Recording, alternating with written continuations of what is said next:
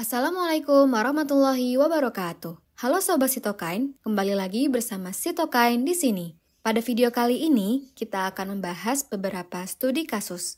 Dan sebelum Sobat menonton video ini, jangan lupa ya untuk menonton 3 video sebelumnya, supaya Sobat bisa lebih memahami video ini. Sekarang, kita akan membahas studi kasus yang pertama. Seorang anak berumur 1 tahun datang bersama ibunya dengan keluhan pucat. Pada pemeriksaan fisik ditemukan sklera ikterik dan splenomegali. Sedangkan pemeriksaan penunjang menunjukkan hemoglobin dalam batas normal, leukosit 7.200 per m kubik, trombosit 210.000 per m kubik, MCV 63 femtoliter, MCH 20 pikogram, MCHC 19 gram per desiliter, dan Cumstes negatif. Apakah diagnosis yang bisa diajukan? Nah, Sobat, dalam memecahkan studi kasus, kita perlu berangkat dari anamnesis terlebih dahulu. Dari skenario ini, kita bisa tahu bahwa anak ini datang dengan keluhan pucat. Jika kita menemukan pasien dengan kondisi seperti ini, kita perlu curiga bahwa pasien mengalami masalah pada red blood cells atau sel darah merahnya. Untuk itu, yuk kita lihat hasil pemeriksaan fisiknya. Pada hasil pemeriksaan fisik, ditemukan sklera ikterik dan splenomegali. Sesuai video sebelumnya, apabila hasil pemeriksaan fisiknya pucat, sklera ikterik, splenomegali, dan atau hepatomegali, kita bisa arahkan bahwa pasien kemungkinan mengalami anemia hemolitik autoimun atau talasemia. Untuk mengeliminasi kedua kemungkinan tersebut, kita akan tegakkan dengan pemeriksaan penunjang.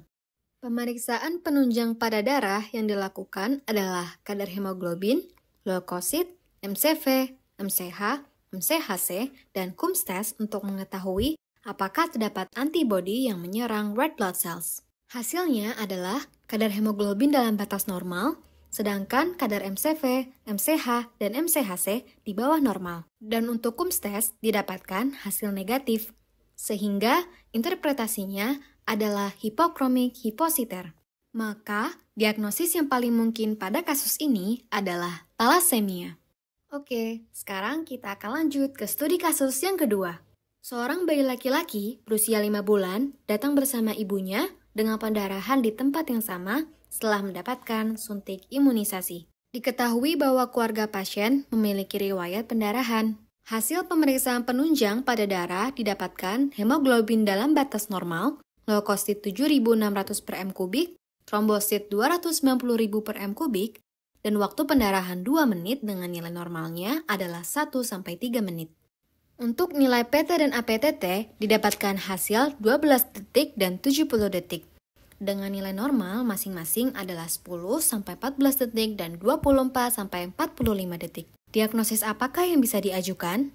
Seperti yang telah kita lakukan pada kasus pertama, kita akan menganalisis hasil anamnesis terlebih dahulu.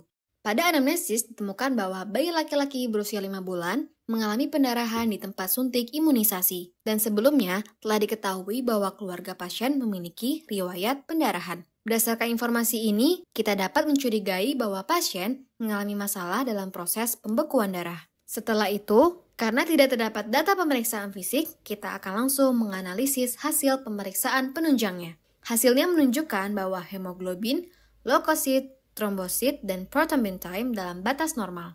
Sedangkan angka activated partial thromboplastin time di atas normal. Dari hasil pemeriksaan, kita bisa mengajukan 2 diagnosis, yakni hemofilia dan defisiensi vitamin K. Karena hanya angka APTT saja yang tinggi dan terdapat riwayat pendarahan pada keluarga, maka diagnosis yang mungkin adalah hemofilia. Nah, Sobat, sekarang kita lanjut ya ke kasus yang ketiga. Seorang laki-laki berusia 30 tahun datang dengan keluhan timbul bercak kemerahan di seluruh kulitnya. Keluhan ini diderita pertama kali disertai dengan demam dan ada abses di betis kaki kanan serta sering mengalami gusi berdarah.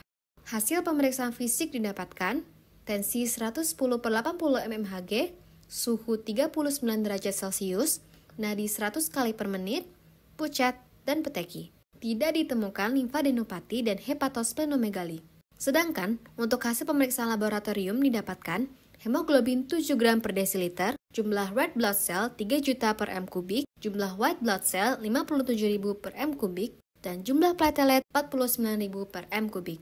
Pada hapusan darah tepi didapatkan sel muda leukosit. Diagnosis kerja yang paling mungkin adalah Pertama, kita akan analisis hasil anamnesisnya. Pasien mengeluhkan adanya bercak kemerahan di seluruh kulit yang pertama kali ia alami, disertai dengan demam, abses betis kaki kanan, serta sering mengalami gusi berdarah, sehingga kita mungkin bisa curiga pasien mengalami infeksi atau kelainan kulit. Untuk itu, kita perlu tegakkan dengan pemeriksaan fisik.